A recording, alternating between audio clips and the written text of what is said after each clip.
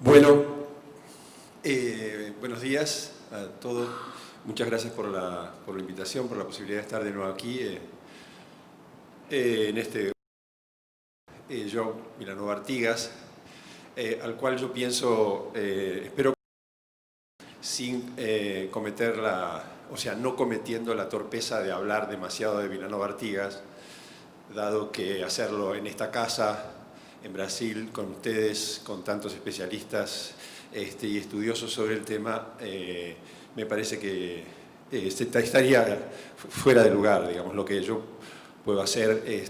Me alegra que el contexto sea en este ámbito de tratar de vincularlo a temas latinoamericanos, y bueno, eso es lo que voy a tratar de hacer.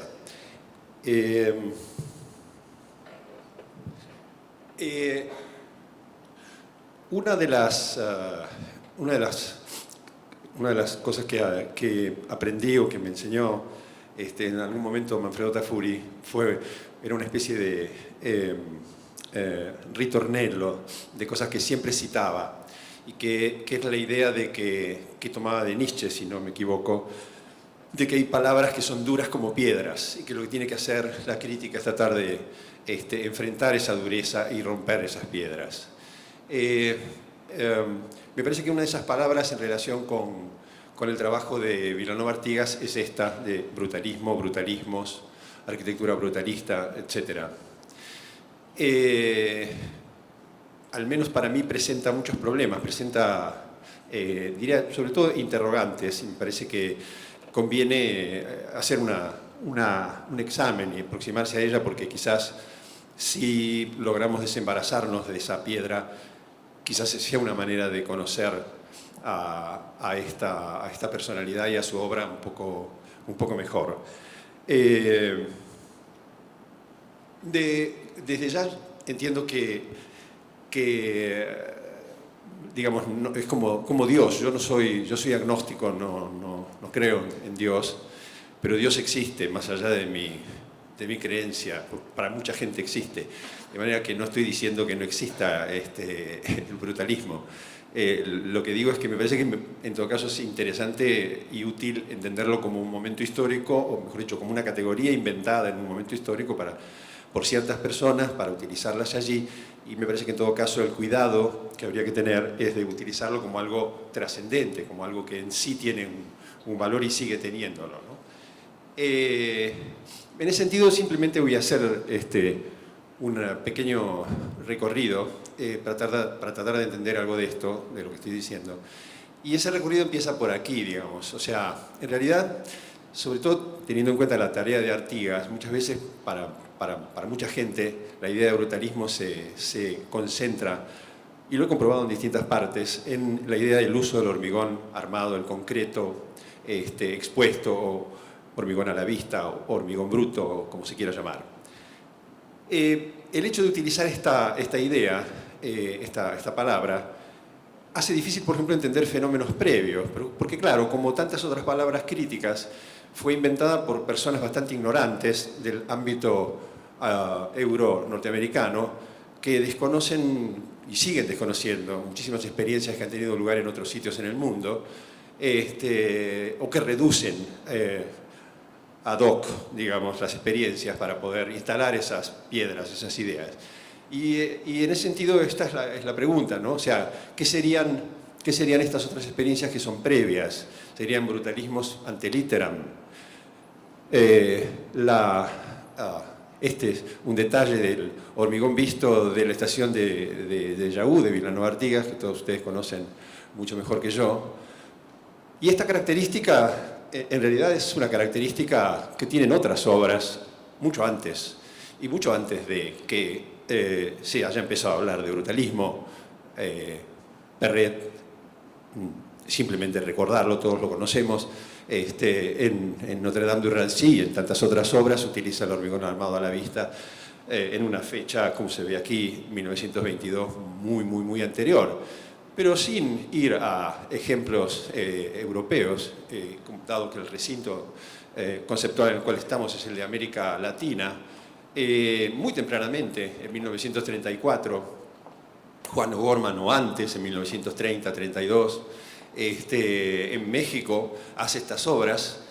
Sí uno puede tener alguna duda acerca del carácter, entre comillas, brutalista de la casa para Frida Kahlo y Diego Rivera en la Ciudad de México. Creo que cuando uno ve las imágenes de esta escuela secundaria también en México en 1934, que esto no es la foto en obra, sino que es la foto del edificio terminado, cualquiera podría decir, si no supiera la fecha, que se trata también de una obra brutalista. Todos sabemos que no se pueden utilizar categorías actuales a cosas del pasado, entonces sería una especie de anacronismo. En el caso de Argentina, por ejemplo, también muy tempranamente, en los años 30, alguien como este estudio del Pini Sulchik hicieron, tanto sea el estadio de Boca Juniors, el equipo famoso de fútbol, o el mercado de abasto en plena ciudad de Buenos Aires, también con un carácter dejando el hormigón armado a la vista y con una enorme fuerza, y se podría aplicar la misma idea. Pero más sorprendente todavía es que la casa sobre el arroyo de Amancio Williams, que es de 1941, también es una esmeradísima obra trabajada en hormigón a la vista, sin haberse enterado todavía Williams de que tal cosa existía. Pero no se acaba ahí. Hay otras experiencias en América Latina. Cuando estuvo Richard Neutra en Montevideo y vio la obra, la Facultad de Ingeniería de Julio Vilamajó, que había comenzado a ser trabajada en el 36 y se había terminado en el 45, Neutra dijo, eso ocurría a fin de los años 50, a principios de los 60, evidentemente los arquitectos japoneses que están haciendo brutalismo no se enteraron de que esto estaba, de que había unas obras brutalistas como esta en Montevideo. Y también eso creo que se puede aplicar a la fantástica, a este laboratorio de biología marina en Reñaca de Enrique Gebhardt de 1945. Es decir, tenemos un grupo de obras que están antes y que para los cuales nos falta el cartelito, la palabra, o nos faltaría, digamos, la palabra, o a menos que usemos, insisto, la usemos de manera anacrónica. Pero también está este otro tema, cuando uno avanza, insisto, sobre este segmento del hormigón armado visto.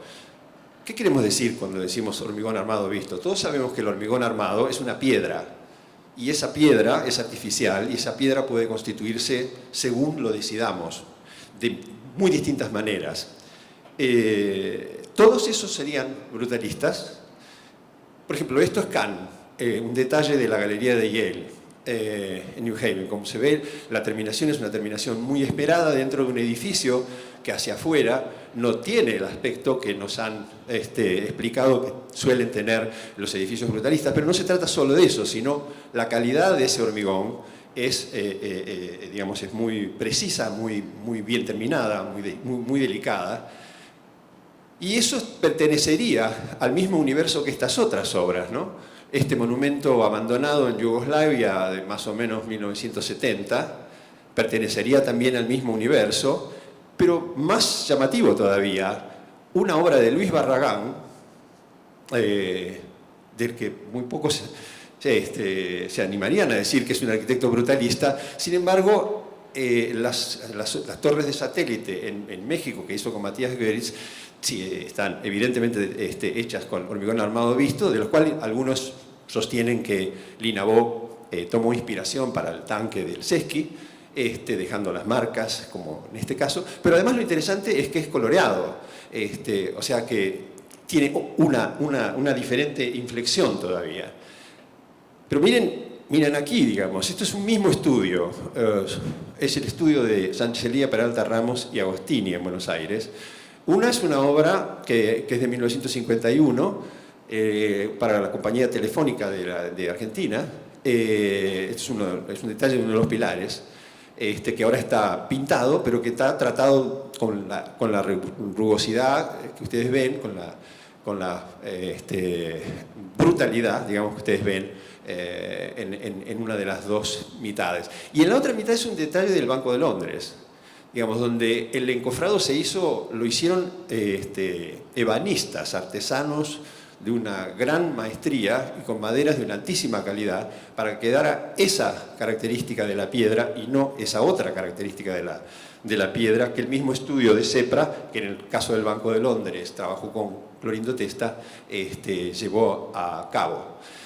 Y si uno mira las obras en México, las obras de este periodo de Abraham Sabludowski y Teodoro González de León, se encuentran con esta otra realidad. Eso es un detalle del Museo Tamayo en la Ciudad de México. A diferencia de los otros, en este caso lo que es interesante es la inclusión de cierto tipo de agregados en la construcción del hormigón que lo hacen, digamos, más rico, al contrario, un material más sofisticado, si ustedes quieren. Sofisticación muy diferente de la de Testa y Sepra en el Banco de Londres, que es una sofisticación en la terminación. En este caso es en la constitución del propio hormigón. Pero más complicado aún es el hecho de que en realidad esta es una forma de entender al brutalismo, que el brutalismo se vincula con el hormigón armado visto o con el concreto aparente. Nosotros sabemos que esto no termina aquí, no es así. La ilustración más grande en esta diapositiva es un detalle de la Casa Raoul de Le Corbusier, donde utiliza, por supuesto, el hormigón armado, pero también utiliza ladrillos. Y arriba está la Casa Sargent de Allison y Peter Smithson. Nadie se animaría a decir que Allison y Peter Smithson no eran brutalistas, usando esta categoría así tan amplia. Sin embargo, esa casa, una de las cosas que tiene de sorprendente es que parece una casa vulgar, una casa cualquiera. Más todavía, la Villa Goethe en Uppsala, que al menos yo me enteré por Wikipedia, confieso, de eso, según Asplund, o según parece, es Asplund quien por primera vez en 1949 habla de esta vila y por primera vez utiliza la palabra, la idea de una vila con una arquitectura que sería brutalista. Digamos, si eso no bastara, en caso internacional, o si eso fuera así, digamos al contrario, si esto se aplica de esta manera, uno tendría que decir que también a este universo brutalista pertenecen las Torres del Parque de Salmona, o pertenece la obra de Jesús Tenreiro de arriba, que utiliza también metal,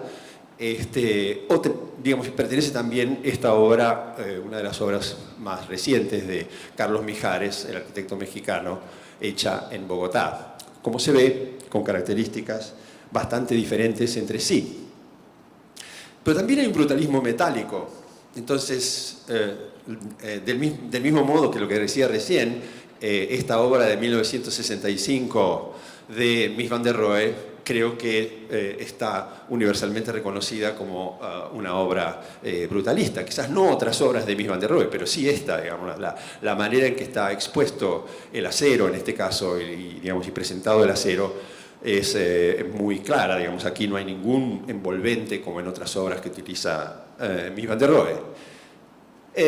Y claro, probablemente la primera de estas obras, la primera que claramente es presentada como tal, y que ellos mismos se adjudican como tal, es, como todos ustedes saben, la escuela de Hans Stanton de 1949-54 de Allison y Peter Smithson, donde de la misma manera que en el caso de Raoul se usaban dos materiales, el hormigón y el ladrillo, o el tijolo, como se dice en portugués, en este caso los Allison y Peter Smithson utilizan hormigón y acero.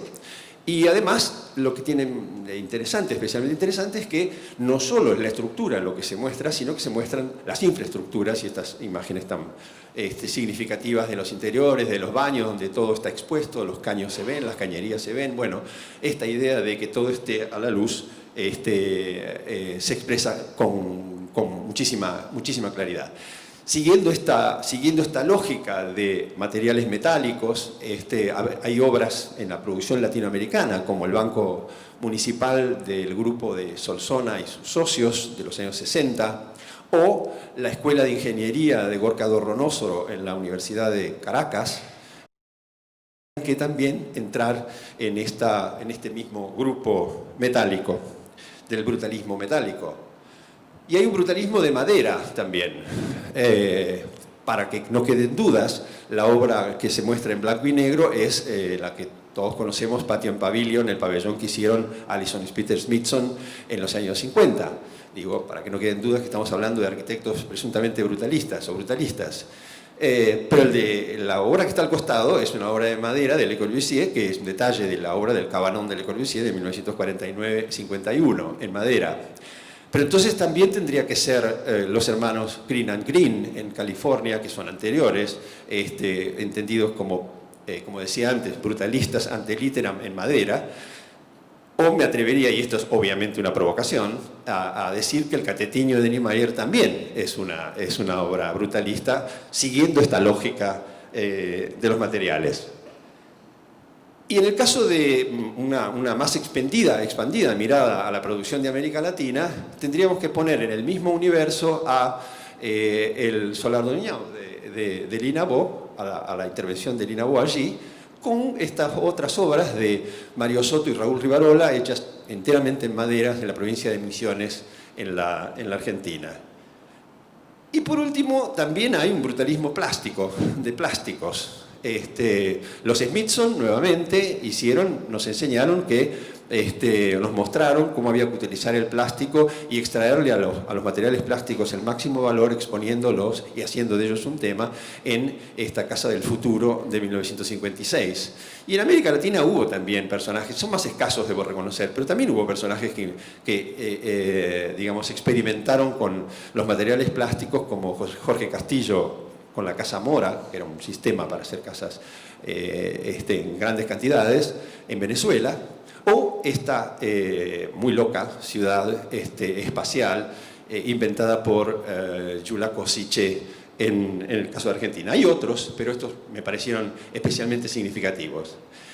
De manera que esta escuela, la Iglesia Atlántida de Dieste, el Centro de Protección Ambiental de Severiano Porto y el edificio Asindar pertenecerían al mismo universo, con lo cual me temo que estaríamos diciendo todo y no diciendo nada, dado que todo es todo. Por lo menos una buena parte de todo es todo. Ahora bien, uno podría decir, bueno, no habría que limitarse a los materiales.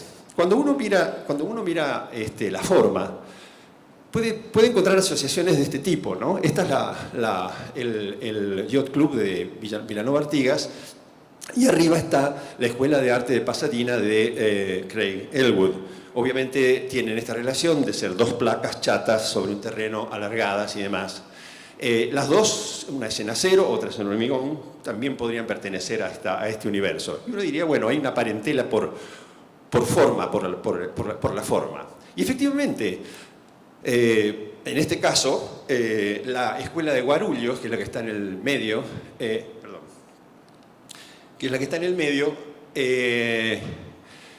tiene una estructura rectangular con tres segmentos, armada en tres segmentos, que como se ve es la misma estructura que para una fecha parecida Mies van der Rohe utilizaría en el edificio para la Krupp, que no se construyó, pero que los Smithson, como se ve en la ilustración de abajo, habían utilizado en la escuela de Hans Stanton. Y hasta ahí vamos tranquilos.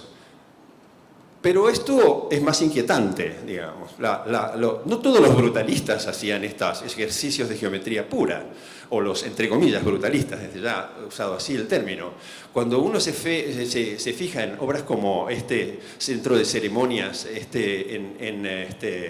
en Ucrania del 84, o cuando uno mira Ronchamp, o cuando uno mira el Banco de Londres, va a ver que respecto de esta escuela, el Colegio 12 de Octubre de Vilanova Artigas, desde el punto de vista de la estructura formal, de la estructura de plantas, son cosas que no tienen absolutamente nada que ver entre sí.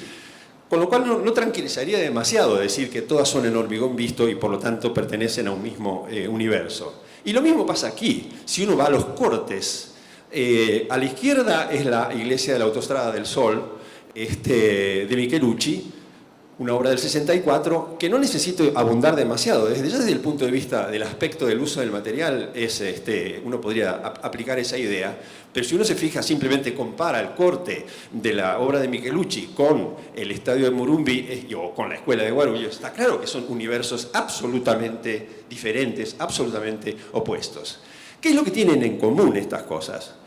Yo creo que sí tienen en común algo, y me parece que es una vocación de verdad, de un tipo, una concepción de la verdad. La verdad estaría en que no hay que mirar las apariencias de las cosas, hay que buscar la esencia de las cosas, y la esencia de las cosas está en los materiales. Hay una necesidad existencial de buscar una nueva verdad que trascienda la verdad de la apariencia, que es la verdad que utiliza más bien el estilo internacional. Es una verdad de códigos, y mientras esta sería una verdad que se basa en la idea, digamos, de autenticidad.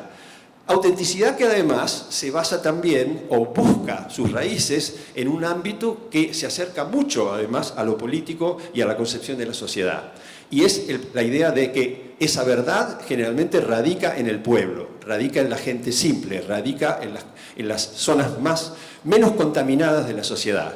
Por eso, a Eduardo Paolozzi, uno de los socios intelectuales de los Smithson, le interesa adquirir esta pieza y incorporar en su colección esta pieza fantástica, que es una pieza hecha en África, que es una lámpara de aceite, pero hecha con una bujía en desuso y con una lata de cerveza que se recorta y se usa para armar. Este anónimo que hizo este objeto, a Paolozzi, como a los Smithson, lo fascina porque la cosa está hecha con lo que está, como decían ellos, as found, con lo que tenemos a mano. Y ahí hay una verdad, y ahí hay algo que se debe valorar, sobre todo en un momento de gran incertidumbre alrededor de esto. A mí me sorprendió mucho encontrar esta otra pieza, que está en la colección de Lina Bo, y que es exactamente la misma. No estoy diciendo que Lina Bo haya visto jamás la pieza coleccionada por Paolozzi, todo lo contrario. Me parece maravilloso que alguien en San Pablo piense de la misma manera y que encuentre también en una producción popular una pieza exactamente igual, con el mismo criterio, y que la valore por los mismos motivos. Entonces, desde ya, esto me parece muy importante, porque además esto está ligado, esta opción por una otra idea de verdad está ligado también a cuestiones de tipo político. Obviamente se liga a concepciones generales que nos introducen quizás a una manera un poco más compleja de mirar estos fenómenos.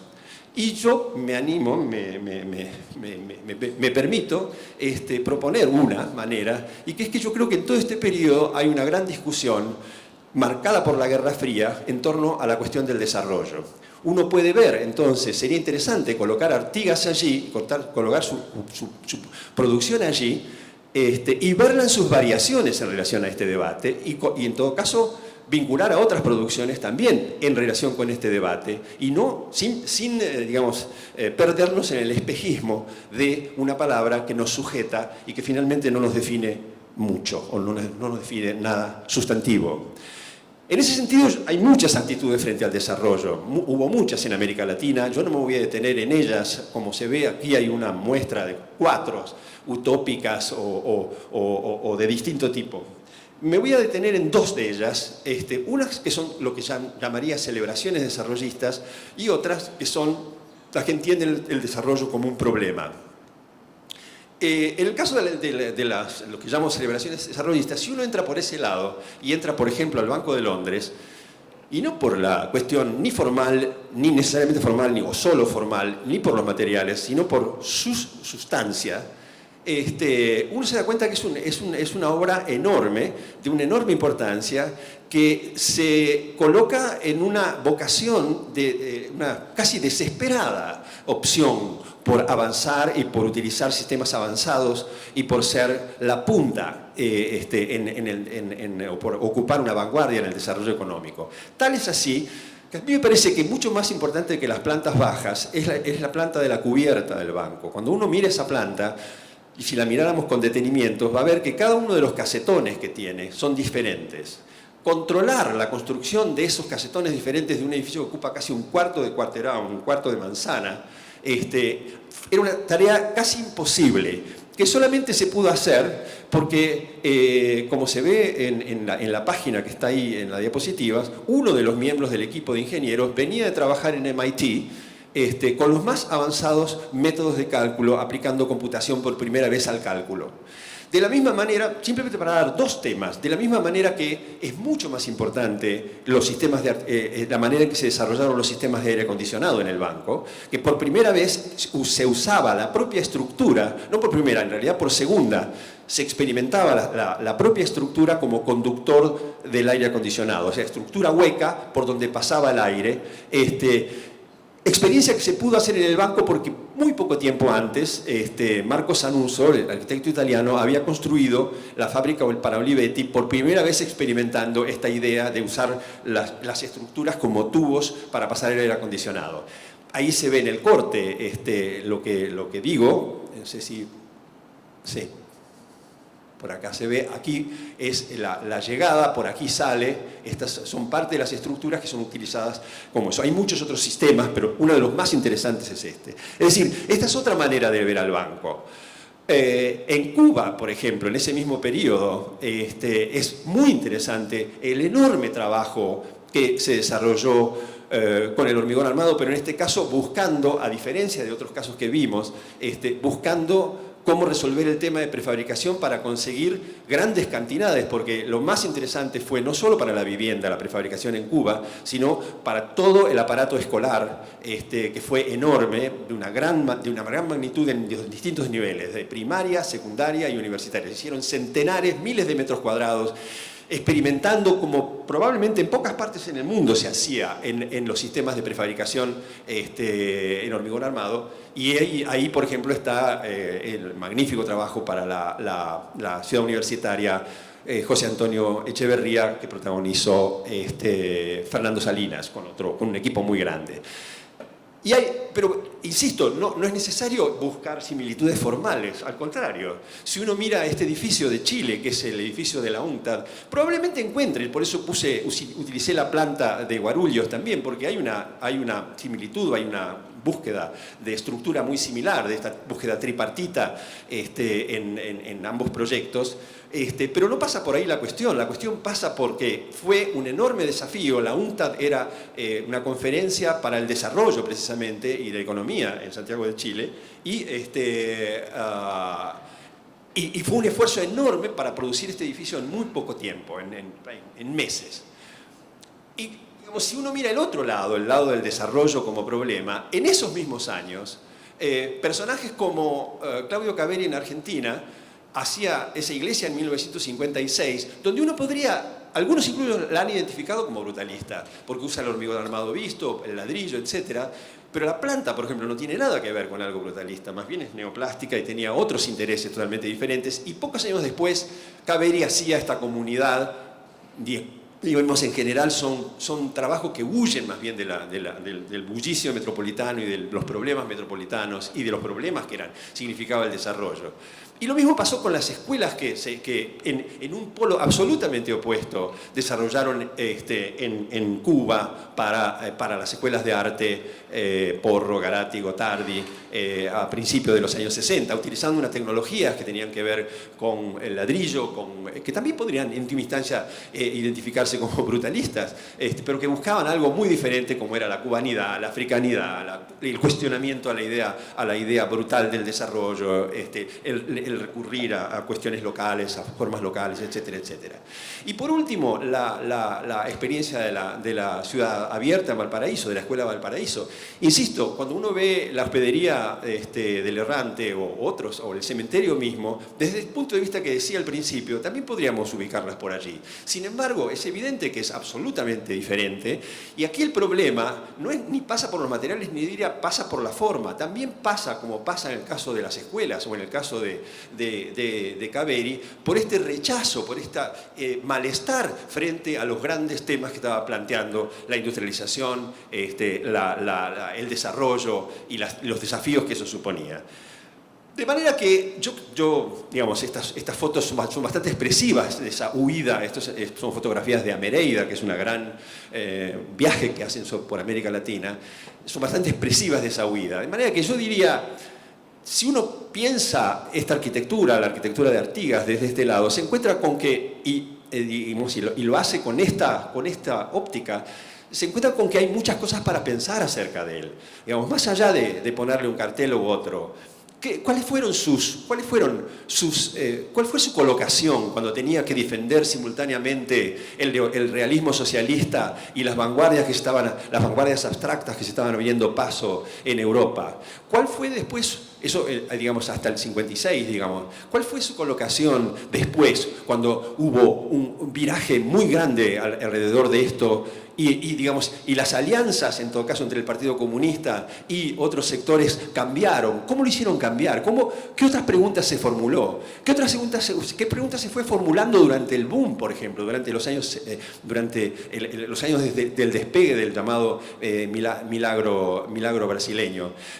Incluso, ¿cuáles fueron sus preguntas y qué respuestas tenía en la época de la dictadura, cuando tenía que hacer también y tenía que construir, aunque estaba durante la dictadura fuera de esta escuela, pero también tenía que ejercer? Me parece que allí hay núcleos de reflexión y de estudio que exigen mucho trabajo de investigación, pero me parece que abren a nuevas respuestas posibles, que quizás el destruir estas piedras del lenguaje hagan posible su encuentro.